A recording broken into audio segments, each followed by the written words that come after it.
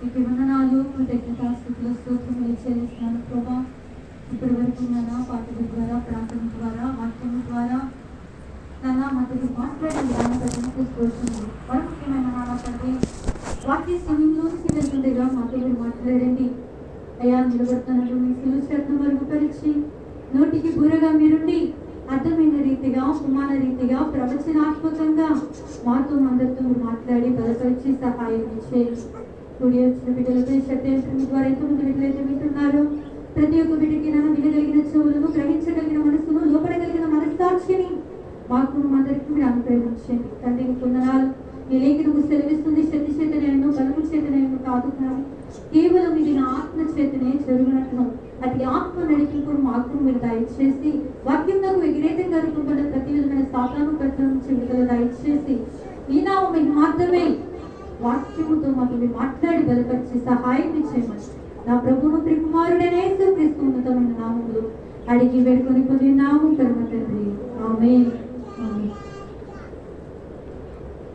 యెషయా రాసిన గ్రంథము 41వ అధ్యాయము 10వ వచనంలో దేవుడు ఇక్కడ మాట్లాడుతున్నారు కదా, నేను నీతో చెప్పి ఉన్నాను, నీకు తోడై ఉన్నాను, భయపడకుము, నేను నీకు దేవుడినై ఉన్నాను, దిగులు పడకుము, నేను నిన్ను బలపడుతును, నీకు సహాయము చేయబడును నేనే అన్నాను. హల్లెలూయా. ఇక్కడ రాయబడింది, దేవుడు నేను నీతో చెప్పి ఉన్నాను, ముందుగానే నేను నీకు చెప్పి ఉన్నాను, నీకు తోడై ఉన్నాను, నువ్వు భయపడద్దు అంటాడు. హల్లెలూయా. అంటే భయముకు ఆపోజిట్ మాట ఏంటండి? ధైర్యం. హల్లెలూయా. దేవుడు మనల్ని ఎలా ఉండమంటున్నాడండి? ధైర్యముగా ఉండమంటున్నాడు. హల్లెలూయా. ధైర్యం ఎప్పుడు వస్తుంది? ఆ ధైర్యము దేని వల్ల కలుగుతుంది? భయం మనలో ఉండి పోవాలి అంటే, ఆ భయము నుంచి మనం విడుదల పొందాలి అంటే ఆ ధైర్యం మనకి ఎలాగ వస్తుంది అంటే ఇక్కడ లేఖనంలో సెలవిస్తుంది కదా, ప్రేమ వలన భయము ఉండదంట. హల్లెలూయా. దేవుని ప్రేమ కలిగి ఉండిన ప్రతి ఒక్కరు ఎలా ఉంటారంటే భయపడని వ్యక్తులుగా ఉంటారు. హల్లెలూయా. అందుకే అంటాడు, భయపడకుము, నేను నీకు తోడై ఉన్నాను అంటాడు. హల్లెలూయా. దేవుని ప్రేమ మనలో ఉంటే మనలో ఏమాత్రము భయము, విరుకుతనం అనేది ఉండదు. హల్లెలూయా. ఏ పరిస్థితిలో ఉన్నప్పటికీ, ఏ సమస్యలో ఉన్నప్పటికీ, ఏ శోధనల గుండా మనం నడిచినప్పటికీ, లేదా ఏ పనుల నిమిత్తమే మనం బయటకు వెళ్ళినప్పటికీ మనలో కొంతము ఏంటంటే కొంతగా మనుషులుగా ఉన్న మనకి ఏం జరుగుతుందంటే భయము కలుగుతుంది. దేవుడు వాగ్దానం ఇస్తాడు, ప్రార్థన చేసుకుంటూ ఉపవాసం ఉంటాం, వాగ్దానం ఇస్తాడు, కానీ ధైర్యంగా ఉంటుంది, కానీ కొంచెం ఏదో ఎక్కడ లేని భయం అనేది మనలో ఉంటుంది. కానీ దేవుడు ఏమంటాడంటే భయము మనలో ఉండకూడదు, ఏముండాలంటే ధైర్యము ఉండాలన్నాడు. హల్లెలూయా. అందుకే సామెతలు రాసిన గ్రంథంలో అంటున్నాడు కదా, 29వ అధ్యాయం 25వ వచనంలో అంటాడు, భయపడటం వల్ల ఏంటి వస్తుందంటే ఉరి వస్తుందంట. హల్లెలూయా. అంటే మనం ఏదైతే అనుకుంటామో, ఏదైతే ఊహిస్తామో అదే మనకి ప్రాణాలకి అపాయము కలిగిస్తుంది. హల్లెలూయా. మన ప్రాణాలను తీసేదిగా ఉంటుంది. నీ భయము నేను ఏం చేస్తుందంటే చంపేదిగా ఉంటుందంట. మనలో భయము, పెరిగితనం అనేది ఉండకూడదు. ఎప్పుడు ధైర్యం కలిగిన వారిగా బ్రతికంటాడు, నేను నీతో చెప్పి ఉన్నాను. హల్లెలూయా. ఎందుకంటే నేను నీకు తోడై ఉన్నాను కనుక నువ్వు భయపడకు. ఎప్పుడు ధైర్యంగా ఉండాలంటే ఆ భయం ఏం చేస్తుందంటే, మనకు ఒకవేళ భయం కలిగి ఉంటే అది మనల్ని గురి తీసేది అవుతుందంట. అదే బైబిల్లో రాయబడుతుంది కదా, ఏమి రాసిన గ్రంథంలో 3వ అధ్యాయం 25వ వచనంలో రాయబడుతుంది, నువ్వు దేని గురించి అయితే భయపడుతున్నావో అదే నీకు సంభవిస్తుందంట. ఎగ్జాంపుల్ గా చెప్పాలి అంటే, ఫలానా పని చేస్తున్నప్పుడు అయ్యో అంటే చాలా మంది అంటారు, నిజంగా నేను అనుకుంటా నేను ఇలాగూ జరిగిద్దని అని అంటారు. అంటే ఇలాగూ జరిగిద్దని అనుకున్నావు కాబట్టి అది జరిగింది. నువ్వు ఏది అనుకుంటావు, ఏది భయపడుతున్నావు అదే మనకి ఏం జరుగుతుందంటే సంభవిస్తుంది. నిజంగా నాకు ఆరోగ్యం బాగోదని నిజంగా నేను అనుకున్నాను, లేదంటే నాకు ఫలానా బలహీనత వస్తుంది నేను అనుకున్నానేంటి అని మీరు భయపడుతున్నాను, అదే ఏం చేస్తున్నట్టు మనకి సంభవిస్తున్నది. ఇది నా మాట కాదు కానీ దేవుని యొక్క లేఖనము తెలియజేస్తుంది. ఆయన అంటున్నాడు కదా, ఏమని అంటున్నాడంటే, ఏది వచ్చినా నువ్వు బహుగా భయపడుతూ అదే నీకు సంభవించును అంటున్నాడు. హల్లెలూయా. అయితే భయము మనలో నుంచి తీసివేయాలి. హల్లెలూయా.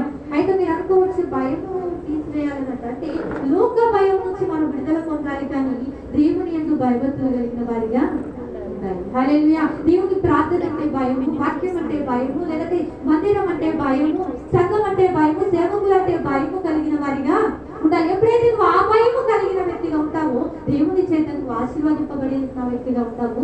లోక భయం నీలో ఉంటే నువ్వేం చేస్తావు అంటే నువ్వు కోరుకున్నదే నీకు సంభవించేదిగా ఉంటుంది. అది నీ ప్రాణాన్ని అపాయము కలిగించేదిగా ఉంటుంది. అందుకే అంటున్నాడు, అయితే మనకి భయము నుండి విడుదల పొంది ధైర్యము కలిగిన వ్యక్తులుగా నేను ఉండాలి అంటే 4 విషయాలు అంటే 5 విషయాలు చెప్తాను.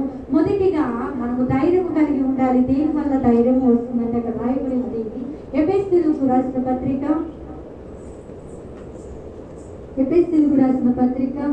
3వ అధ్యాయం 12వ వచనం చదువుకుందాం. ఆయన యందలి విశ్వాసము చేత ధైర్యమును నిర్భయమైన ప్రవేశమును ఆయన బట్టి మనకు కలిగి ఉన్నవి.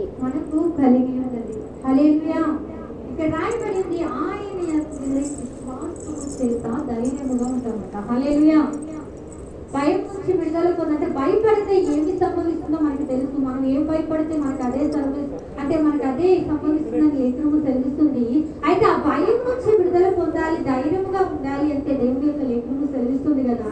మొదటిగా విశ్వాసం ఉంచాలట. హల్లెలూయా. ఏమి ఉంచాలి? విశ్వాసం. ఇక్కడ రాయబడింది కదా, ఆయన అందరి విశ్వాసము చేత ధైర్యముగా ఉంటామట. హల్లెలూయా. విశ్వాసం అంటే అర్థం ఏంటండి? విశ్వాసం అంటే నమ్మకము అంటే ఉన్నది లేనట్లు, లేనిది ఉన్నట్లే అంటే నమ్మటమే విశ్వాసం. అంటే అదృశ్యమైనది దృశ్యములో ఉన్నట్లు, దృశ్యములు అదృశ్యములో ఉన్నట్లు నువ్వు నమ్మటమే విశ్వాసం. ఎగ్జాంపుల్ గా ఇక్కడ 5 ఫ్లవర్ బొకే ఉంది, ఇది ఇక్కడ ఉంది, కానీ ఇది లేదు. కానీ విశ్వాసముతో మనం ఏం చేయాలంటే ఇది ఇక్కడ ఉంది అని నమ్మాలి. హల్లెలూయా. అది నువ్వు నమ్మిన ఎడల అది ఇక్కడికి. హల్లెలూయా. అది విశ్వాసం. హల్లెలూయా.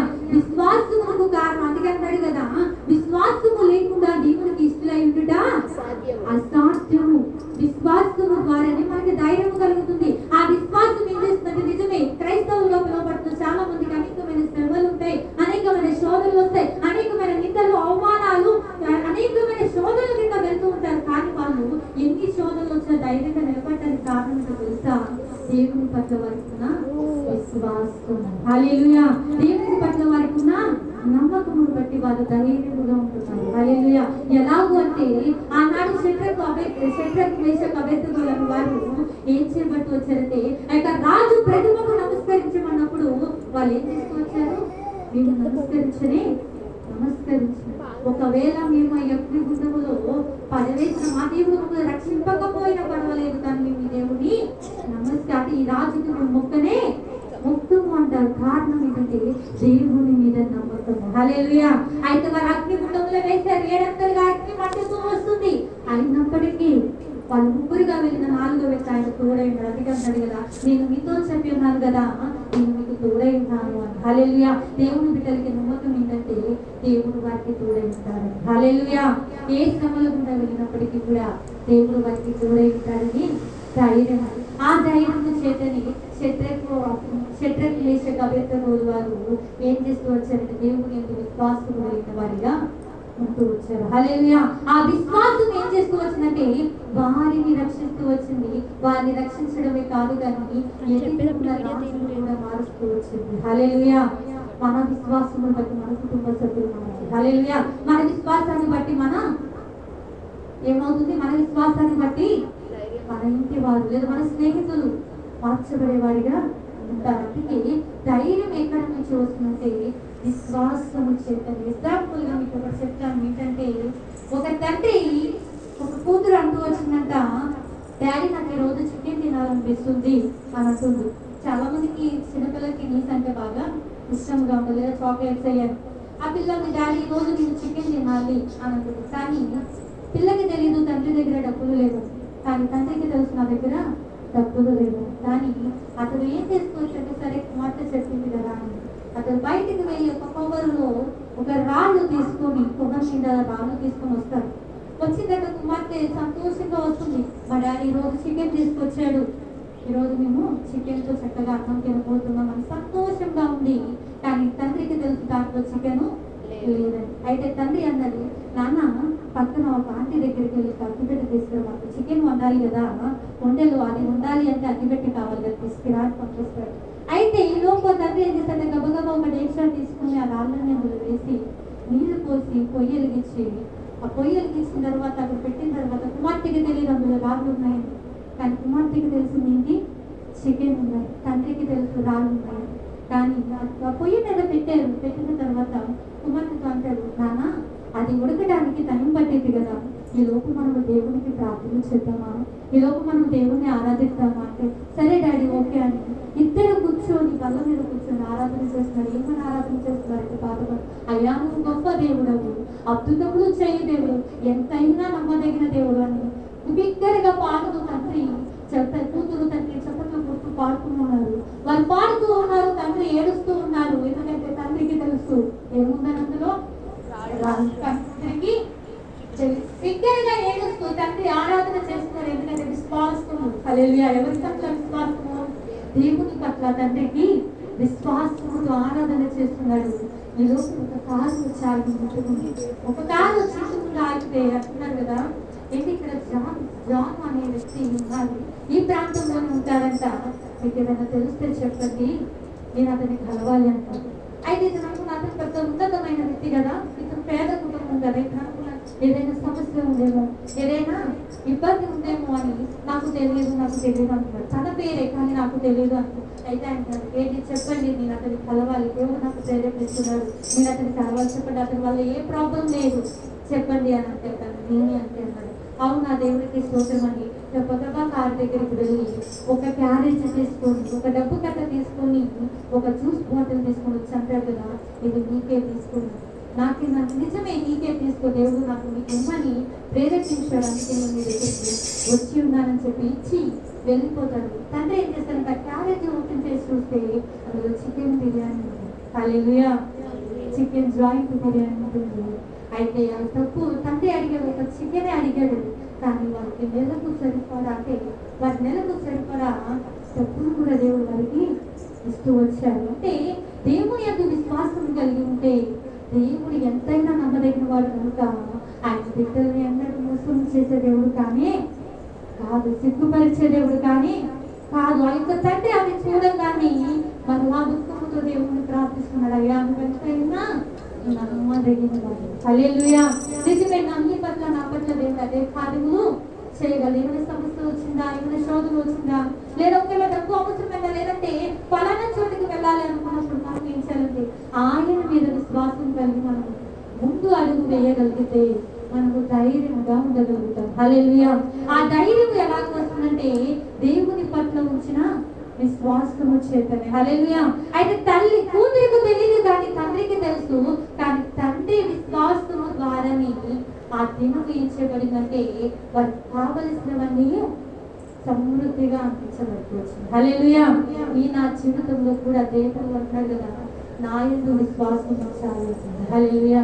నా యందు నువ్వు విశ్వాసం ఉంచితే నువ్వు ధైర్యపరచబడే వ్యక్తిగా ఉంటావు, దిగులు పడవు, భయపడవు అంటున్నాడు. హల్లెలూయా. ఒకవేళ మనం భయపడే వ్యక్తులుగా ఉంటున్నామేమో, దిగులు పడే వ్యక్తులుగా ఉన్నాం అనుకున్న శోధనలో బట్టి కావచ్చు, ఏదైనప్పటికీ కూడా మనం భయపడుతూ ఉంటే అది ఏమవుతూ వస్తుందంటే అదే మనకి సంబంధించేదిగా ఉంటుంది. కానీ దేవుని యందు విశ్వాసం కలిగిన వ్యక్తులుగా ఉంటే మనం ఏం చేయబడతామంటే ధైర్యపరచబడిన వారిగా ఉంటామంట. హల్లెలూయా. అయితే దావీదు దేవుని యందు విశ్వాసము కలిగిన వ్యక్తిగా ఉంటూ వచ్చినాడు. అందుకే సమయం 1వ సమూయేలు రాసిన గ్రంథంలో రాయబడుతుంది కదా, 30వ అధ్యాయం 6వ వచనంలో అంటాడు కదా, దావీదు అన్నాడు, అయ్యా నిన్ను బట్టి నేను ధైర్యం తెచ్చుకొనుచున్నాను. హల్లెలూయా. మనుషులు బట్టి మనం ధైర్యం తెచ్చుకోవడం లేదండి, లోకస్తులు బట్టి మనం ధైర్యపరచబడవలసిన లేదా బంధుమిత్రులు బట్టి మన ధైర్యము తెచ్చుకుంటే అది కొంతకాలం ఉంటుంది. కానీ దేవుని బట్టి మనం ధైర్యం కలిగి ఉంటే అది నిన్ను జీవితాంతము నడిపించేదిగా ఉంటుంది. అందుకే అంటాడు కదా, అయ్యా నిన్ను బట్టి నేను ధైర్యం తెచ్చుకుంటున్నానని దావీదు రాస్తూ వస్తున్నాడు. హల్లెలూయా. మనం ఎవరిని బట్టి ధైర్యం కలిగి ఉండాలి?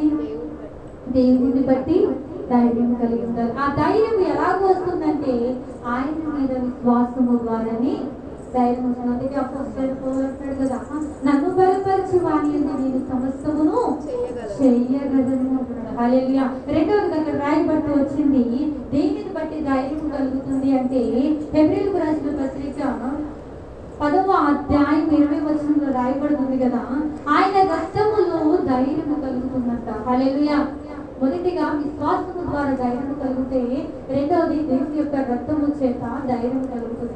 ఎందుకు దేవుని యొక్క రక్తము చేత ధైర్యం కలుగుతుంది అంటే క్రైస్తవులు ఒక నిరీక్షణ కలిగి ఉన్నారు. ఎందుకంటే నేను ఒక పరిశుద్ధుడిగా దేవుని యొక్క రక్తము చేత కలగబడ్డాను, నేను యొక్క నరకం నుంచి నేను తప్పించబడతాననే ధైర్యం ఎప్పుడు వస్తుందంటే దేవుని యొక్క రక్తము చేత కలగబడినప్పుడే. హల్లెలూయా. దేవుని యొక్క రక్తము చేత తన యొక్క పాపములను కడుక్కున్న ప్రతి ఒక్కరు ఎలాగ ఉంటారు అంటే ధైర్యముగా, నీతిమంతులుగా ఉంటారు. అందుకే నీతిమంతులు సింహము వలె ఎప్పుడును ధైర్యముగా ఉంటారు. అందుకే అన్నాడు ఆయన రక్తము ప్రతి పాపము నుండి మనల్ని పరిశుద్ధులుగాను పవిత్రులుగాను చేస్తుంది. కనుక మనం ఎలాగుంటామంటే ధైర్యపరచబడే వ్యక్తులుగా ఉంటాం. నిజంగా ఒక తప్పు చేస్తే చాలా మంది ఒక దొంగతనం చేస్తే చాలా భయపడిపోతాడు. నిజమే. ఒక పరిశుద్ధుడు లేదంటే ఒక మనిషి పాపము చేస్తే ఏం చేస్తాడు? భయపడిపోతాడు. కానీ ఆ భయం నుంచి విడుదల పొందాలి అంటే దేవుని యొక్క రక్తము చేతను కలగబడితే అప్పుడు నీకేం కలుగుతుందంటే ధైర్యం కలిగిన వ్యక్తిగా ఉంటాం. హల్లెలూయా. మొదటిగా విశ్వాసము చేత ధైర్యం కలుగుతుంది, రెండవది దేవుని యొక్క రక్తము చేత ధైర్యం. ఎగ్జాంపుల్ గా చెప్పాలి అంటే పాత నిబంధన గ్రంథంలో అంటాడు కదా, ఎవరి గుమ్మలో అయితే ఆ రక్తము రాయబడితో ఉంటుందో అప్పుడు ఏమవుతుందంట? మరణ దూత వారి గృహములో సంభవిస్తుందంట. కానీ ఏ ద్వారబంధములకైతే ఈ యొక్క గొర్రెపిల్ల యొక్క రక్తము చిందించబడి ఉంటుందో ఆ యొక్క దూత ఏం చేస్తుందంటే ఆ ఇంటిని దాటి వెళ్ళిపోతుంది. హల్లెలూయా. అంటే దేవుని యొక్క రక్తము చేత కలగబడిన ప్రతి ఒక్క కుటుంబం చుట్టూ ఆయన కంచె వేయబడుతుంది. హల్లెలూయా. సాతానుకు అవకాశం అనేది ఉండదు. దేవుని రక్తం అనే కంచె మన కుటుంబంలో ఉంటే ఎప్పుడు ధైర్యంగా ఉండేవారిగా ఉంటాము. ఆ ధైర్యం విశ్వాసము ద్వారా దేవుని యొక్క రక్తము ద్వారా కలుగుతుంది. మూడవదిగా రాయబడింది కదా, అక్కడ రాయబడిన చూద్దాం. హెబ్రీయులకు రాసిన పత్రిక 13వ అధ్యాయం 6వ వచనంలో రాయబడుతుంది, దేవుని యొక్క వాక్యములో ధైర్యం కలుగుతుందంట. హల్లెలూయా. దేవుని యొక్క వాక్యము చేత నువ్వు ధైర్యపరచబడే వ్యక్తిగా ఉంటావు. ఎందుకంటే నువ్వు బాధలో నీకు నెమ్మదినిస్తుంది. నువ్వు శోధన కూడా వెళ్తున్నావా? దేవుని యొక్క వాక్యాన్ని తీసి చదివితే ఆ వాక్యం ఏం చేస్తుందంటే బలపరుస్తుంది. హల్లెలూయా. కుంగిపోయినావా? దేవుని యొక్క వాక్యం నీకు ధైర్యపరుస్తుంది. హల్లెలూయా. ఆ యొక్క వాక్యములో నీకు ధైర్యం కలిగేదిగా ఉంటుంది. మొదటిగా విశ్వాసంలో ధైర్యం కలిగితే, రెండోదిగా ఆయన రక్తము ద్వారా ధైర్యం కలుగుతుంది, మూడోది దేవుని యొక్క వాక్యము చేత ధైర్యం పరచబడే వ్యక్తులుగా ఉంటాము. అదే హెబ్రీయులకు రాసిన పత్రిక 6వ అధ్యాయం 13వ వచనంలో రాయబడుతుంది, వాక్యము యొక్క స్థానము చేత ఏంటంట తనకు ఇంటిని కట్టుకుంటే వాళ్ళు ఉంటారు. హల్లెలూయా. ఆ వాక్యములోనే ధైర్యము కలిగేదిగా ఉంటుంది. హల్లెలూయా. అయితే విశ్వాసము చేత ఏం కలుగుతుందండి? ధైర్యం కలుగుతుంది. తర్వాత దేవుని యొక్క రక్తము చేత ధైర్యం కలుగుతుంది, మూడోది వాక్యము చేత ధైర్యము కలుగుతుంది, నాలుగోదిగా రాయబడింది బైబిల్లో చూద్దామా? 2వ తిమోతి రాసిన పత్రిక 1వ అధ్యాయం 7వ వచనంలో అంటున్నాడు కదా, నేను తిరిగి కలిగిన ఆత్మను మీకు ఇచ్చి ఉన్నాను అంటున్నాడు. హల్లెలూయా. తిరిగి ఆత్మను మీకు నేను ఇవ్వలేదు. నిజమే. దేవుని నమ్ముతున్న బిడ్డలు అవ్వచ్చు, లోకస్తులు అవ్వచ్చు, ఊరికి ఏం చేస్తారంటే భయపడుతుంటారు. తిరిగి అంటే భయపడతాము ఏమి జరుగుతుందో. ఎగ్జాంపుల్ గా చెప్పాలి అంటే నిన్న మీరు వచ్చేటప్పటికి ఏమంటది అంటే మామూలుగా అంటారు వాళ్ళు, ఈ పక్కన ఎవరు లేకపోతే ఏదైనా వచ్చేస్తుందేమో అంటే ఏంటంటే ఈ లోకస్తులుగా ఏం చేస్తారు వాళ్ళు? భయపడిపోతున్నారు. కానీ దేవుడు ఏమన్నా తెలుసు? ఆ దేవుని బిడ్డలు అంటాడు కదా, ఆయన నేను తిరిగి ఆత్మను నీకు నేను ఇవ్వలేదు, ఇంద్రియానికి కలిగిన ఆత్మ. అంటే ధైర్యము దేని ద్వారా కలుగుతుందంటే దేవుని యొక్క ఆత్మ చేతనే ధైర్యం కలుగుతుంది. హల్లెలూయా. ఆయన పరిశుద్ధాత్మ చేతనే మనము ధైర్యపరచబడిన వ్యక్తులుగా ఉంటామని రోమరాసిన పత్రిక 5వ అధ్యాయం 5వ వచనంలో రాయబడుతుంది. ఏమంటే పరిశుద్ధాత్మ హృదయంలోకి పరిచబడినప్పుడు నీవు ధైర్యంగా ఉండగలుగుతావు. హల్లెలూయా. ఎప్పుడు ధైర్యంగా ఉంటావంటే పరిశుద్ధాత్మ చేత నడిపింపబడినప్పుడు నీవు ధైర్యంగా ఉండగలుగుతావు. ఆ ధైర్యం ఎలా వస్తుందంటే మొదటిగా విశ్వాసం చేత, రెండవది దేవుని యొక్క రక్తము చేత, మూడవదిగా దేవుని యొక్క వాక్యము చేత, నాలుగవదిగా ఆయన యొక్క పరిశుద్ధాత్మ చేత మనం ధైర్యపరచబడే వారిగా ఉంటాము. ఐదవదిగా రాయబడింది కదా హెబ్రీయులకు రాసిన పత్రిక 4వ అధ్యాయము 6వ వచనంలో రాయబడుతుంది, నీ బట్టి నీకు ధైర్యం పుట్టించదా. హల్లెలూయా. ఏంటట? నీ బట్టి నీకు ధైర్యం పుట్టించదా. మన భక్తి మనకు ధైర్యం కలుగుతుంది. హల్లెలూయా. నువ్వు దేవుని పట్ల నిజమైన భక్తి కలిగి ఉంటే ఆ భక్తి నేను కాపాడేదిగా ఉంటుంది. ఏదో నామకార్థంగా అందరూ వెళ్తున్నారుగా సంఘానికి, అందరు వెళ్తున్నారుగా చర్చికి, రోజు సండే పుట్టుక క్రైస్తవులు కదా, మనం చర్చికి వెళ్ళకపోతే బాగోదు కదా అని నువ్వు చర్చికి వెళ్తే నీకు ఆ ధైర్యము రాదు. కానీ నిజమైన భక్తి నువ్వు చేయగలిగితే ఆ భక్తి నేను కాపాడేదిగా ఉంటుంది. అందుకంటారు కదా, నాకు మొరపెట్టుడే నేను నీకు ఉత్తరమిస్తాను, నిజముగా మొరపెట్టు వారికి నేను సమీపముగా ఉంటాను. హల్లెలూయా. ఎవరైతే నిజముగా ఆయన యొద్దకు వస్తారో, నిజముగా ఆయన యందు భయభక్తి కలిగి ప్రార్థన చేస్తారో వారికి ఏం కలుగుతుందంటే ధైర్యం కలిగేదిగా ఉంటుంది. ఆయన వారికి సమీపంగా ఉంటాడంటే ఆయన వారికి తోడై ఉంటాడు. అందుకే మూల వాక్యం చెప్తూ వచ్చాడు ఏమన్నంటే, నేను మీతో చెప్పి ఉన్నాను, భయంతో నేను మీకు తోడై ఉన్నాను, భయపడుతున్నాను, నేను నీకు దేవుడినై ఉన్నాను, దిగులు పడుతున్నాను, నిన్ను బలపడుతున్నాను, నీతి అన్న రక్షణ హస్తం నీకు తోడై ఉంటుంది. హల్లెలూయా. ఈ వాగ్దానం మన జీవితంలో నెరవేర్చబడాలంటే మనలో ఉన్న భయము దిగులు నుంచి విడుదల పొందాలి. అది ఎలాగో విడుదల పొందుతాము అంటే, మొదటిగా ఆయన విశ్వాసం ఉంచడం ద్వారా, రెండోది ఆయన యొక్క రక్తపు చేత కలగబడటం ద్వారా, మూడోదిగా దేవుని యొక్క వాక్యము చేత, నాలుగోదిగా దేవుని యొక్క ఆత్మ నడిపింపు చేత, ఐదోదిగా మన యొక్క భక్తి చేత మనకు ధైర్యం కలిగేదిగా ఉంటుంది. అది మన భక్తి ఎలా ఉండాలంటే దేవుని పట్ల మనం నిజమైన భక్తి కలిగిన వారిగా ఉన్నట్లయితే ఆ భక్తి మనల్ని ధైర్యపరిచేదిగా ఉంటుంది. దేవుడి మాటలు దీవించుగాక. అందరూ కళ్ళు మూసుకున్నట్లయితే ప్రార్థన చేస్తున్నాం.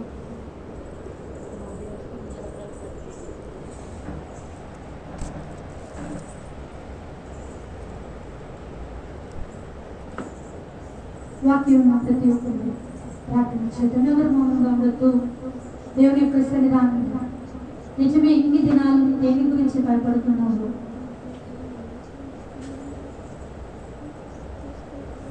దేవుడు అంటున్నాడు కదా, భయపడద్దు. లోక భయం కావచ్చు, శరీర సంబంధమైన భయం కావచ్చు, ఆత్మ సంబంధమైన భయం కావచ్చు, ఏ భయం చేతను పీడించబట్టినప్పటికీ దేవుడు అంటున్నాడు, వాటి నుంచి నీకు విడుదల కావాలి అంటే, నువ్వు ధైర్యము కలిగి ఉండాలి అంటే, నేను విశ్వాసం ఉండాలి అంటున్నాడు. ఆ విశ్వాసం నీకు ధైర్యం కలిగిస్తుంది అంటున్నాడు. నిజమే. దేవుని పట్ల నువ్వు ఎంత విశ్వాసం కలిగి ఉన్నావు? దేవుని పట్ల నువ్వు ఎంత విశ్వాసం కలిగి ఆయనకు సన్నిధానానికి వస్తున్నావు? దేవుని పట్ల ఎంత విశ్వాసం కలిగి ఆయనకు ప్రార్థించే వ్యక్తిగా ఉంటున్నావు? పలానా అవసరం కావాలని దేవునికి ప్రార్థిస్తున్నావు, కానీ అది వస్తుందో రాదో, ఆ దేవుడు నెరవేరుస్తాడో లేదో అని మరలా అపనమ్మకం కలిగి ఉంటే ఎలాగో ధైర్యం వస్తుంది నీకు? ఎలాగో నీ ప్రార్థనకు ప్రతిఫలం వస్తుంది? అందుకే అంటున్నారు కదా, నా యొక్క విశ్వాసం కలిగిన వారికి ధైర్యం కలిగిస్తున్నారు. ప్రతి ఒక్కరు ప్రార్థన చేస్తాం. నిజమే. పేరుకు విశ్వాసులుగా క్రైస్తవులుగా పిలువబడుతున్న మనకి మనలో విశ్వాసం ఉంటుందా? దేవుని పట్ల నమ్మకం ఉంటుందా? ఆ విశ్వాసం ఉండగలిగితే దేవుడు నీకు ధైర్యం ఇస్తాను అంటున్నాడు. రెండవదిగా అంటున్నాడు కదా, ఆయన రక్తము చేత కడగబడిన ప్రతి ఒక్కరికి ధైర్యం కలుగుతుందంట. పుట్టుక క్రైస్తవులుగా ఉన్న నువ్వు రక్షింపబడి ఎన్ని దినములు అవుతుంది? అయ్యో ఎప్పుడో బాప్టిజం తీసుకున్నాను, ఎప్పుడో రక్షణ పొందుకున్నాను అనుకుంటే సరిపోదు. ప్రతి దినము ఏదో ఒక తెలియక తప్పు చేస్తున్నాం. ప్రతి దినం ఆయన రక్తము చేత కడగబడిన వారిగా ఉన్నారు. ఆయన రక్తము చేత ఎవరైతే కడగబడతారో వారిని ఆయన పవిత్రులు పరుస్తాను అంటున్నాడు. సమస్త దుర్నీతి నుండి మిమ్మల్ని పరిశుద్ధపరుస్తాను అంటున్నాడు. పరిశుద్ధత వలన ధైర్యం కలుగుతుంది. మూడవదిగా మాట్లాడుతూ వచ్చినారు కదా, ఎప్పుడైతే భయపడే వ్యక్తిగా ఉంటున్నావేమో, దేవుని యొక్క వాక్యము చదివితే ఆ వాక్యం నీకు ధైర్యం కలిగిస్తుంది. ఆ వాక్యం నీకు ధైర్యపరిచేదిగా ఉంటుంది. బాధలో నీకు నెమ్మది కలుగజేస్తుంది. అది నీ త్రోవకు వెలుగునిస్తుంది అంటున్నాడు ఆయన. మరి దేవుని యొక్క వాక్యం చదువుతున్నావా? ఎన్ని దినాలు అవుతుంది దేవుని యొక్క బైబిల్ చదివి? ఎన్ని దినాలు అవుతుంది దేవుని యొక్క గ్రంథమును పట్టుకొని దేవుని యొక్క మందిరానికి వచ్చి దేవుని యొక్క వాక్యము చదివే నీకు ధైర్యం కలుగుతుంది అంటున్నాను. ప్రార్థన చేద్దాం. ప్రతి ఒక్కరు ఎవరు మౌనం ఉండదు. నువ్వు నిజముగా ఆయన యొక్క సన్నిధానంలో మొదలుపెట్టగలిగితే ఆయన నూరు ఆలకిస్తానంటున్నాడు. ఆలకించడమే కాదు, నీకు సమీపముగా ఉంటానంటున్నాడు, నీకు తోడై ఉంటాను అంటున్నాడు. తర్వాత తిరిగి ఆత్మను నేను ఇవ్వలేదు, కానీ ఇంద్రియాగ్రహము కలిగిన ఆత్మను ఇచ్చి ఉన్నాను. నువ్వు పరిశుద్ధ ఆత్మ చేత నడిపింపబడుతున్న ప్రతి క్షణము ధైర్యముగా ఉండగలుగుతావు. దేవుని భయభక్తులు కలిగిన నీకు నీ ప్రతి నీకు ధైర్యము కలిగించేది. ప్రార్థన చేద్దాం. మహాపరిశుద్ధుడా, మహోన్నతుడా, ఆశ్రయం కలిగిన తండ్రి, జీవాధిపతి నీ గుణనాలు తండ్రి ఎందుకు నిజమే. ఒకనొక దినం ప్రభావం భయపడుతూ వచ్చిన వ్యక్తులుగా ఉన్నాము, కుంగిపోతూ వచ్చిన వ్యక్తులుగా ఉన్నాము, దిగుపడుతూ వచ్చిన వ్యక్తులుగా ఉన్నాము. కానీ ఈ దినము మేము ధైర్యంగా నిలబడుతున్నాము అంటే తండ్రి, కేవలము నీ విశ్వాసము చేత, నీ రక్తము చేత కలగబడడం ద్వారా, అయ్యా నీ ఆత్మ నడిపింపు చేత ప్రభా, నీ వాక్యము చేత నువ్వు ధైర్యము కలిగించున్నాము తండ్రి అంటున్నాను. నేను మాత్రమే కాదు కానీ ప్రభా, ఇక్కడ కూడిన ప్రతి ఒక్క బిడ్డ ఈ శతాబ్దం ద్వారా ఎంతమంది బిడ్డలు చెబుతూ వచ్చి ఉన్నారో వారందరికీ అతి ధైర్యము దయచేయండి. అయ్యా నీకు స్తోత్రములు చెల్లిస్తున్నాను. కనికరించండి ప్రభా, నీ విశ్వాసము కలిగిన బిడ్డలుగా ప్రతి ఒక్క బిడ్డ మనకు సహాయం పేరుకు క్రైస్తవులుగా ప్రతి ఒక్కరుగా పిలువబడుతున్నాము. కానీ నాన్న ప్రతి విషయంలో భయపడే వ్యక్తులుగా ఉంటున్నాము. క్షమించండి, ఈ రక్తముతో కడిగి శుద్ధీకరించండి. ఈ ధైర్యము మాకు మీరు దయచేయమని అడుగుతున్నాను. ఆనాడు తండ్రి దావీదు అంటున్నాడు కదా ప్రభా, నిన్ను బట్టి నేను ధైర్యం తెచ్చుకుంటున్నాను. నిజమే, మేము లోక మనుషులు బట్టి ధైర్యపరచబడే వ్యక్తులుగా ఉంటున్నాం. కానీ ఒకనొక దిన వారు మోసం చేస్తున్నారు, ఒకనొక దిన వారు మా చేయి విడిచిపెడతారు. కానీ నీవు మమ్మల్ని విడిచిపెట్టే దేవుడు కాదు, మిమ్మల్ని మమ్మల్ని త్రోసి వేసే దేవుడు కాదు. కానీ నీ ఎంతో వినమని ధైర్యపరచబడే వ్యక్తులుగా ఉండటకు సహాయం చేయండి. అతి ధైర్యం మాకు మాకు ప్రతి ఒక్క బిడ్డకి మీరు దయచేసి కనిపించే కార్యక్రమం నామములను మీరు జరిగించి ముందున్న కార్యక్రమం నాపై మాత్రమే మీరు జరిగించి సహాయం ఇచ్చేయమని నా ప్రభువును ప్రికుమారుడైన యేసుక్రీస్తు ఉన్నతమైన నామములో అడిగి వేడుకొని నామము తండ్రి. ఆమేన్.